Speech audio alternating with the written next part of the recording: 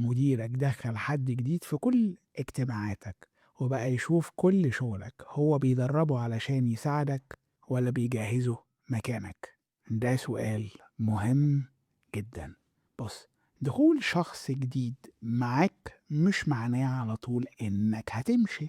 ممكن فعلا يكون بيتعلم منك علشان يشيل جزء من الشغل، بس ركز في اللي هيحصل بعد كده. هل هو داخل يساعدك ولا بدأ ياخد شغلك ويتكلم مع الناس مكانك، وانت دورك بيقل واحدة واحدة؟ طب أنا المفروض أعمل إيه؟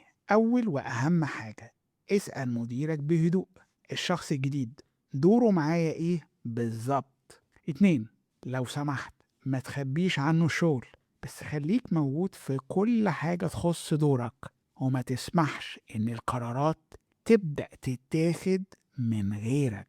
تلاتة، ما تخليش قيمتك في شغل أي حد ممكن يتعلمه ويعمله مكانك. خلي قيمتك في إنك فاهم الشغل والناس بترجع لك وعارف تاخد القرار الصح. وافتكر دايما، المشكلة مش إن حد جديد يدخل معاك، المشكلة إنك تلاقي نفسك بتخرج من دورك واحدة واحدة من غير ما تاخد بالك. فاهمني؟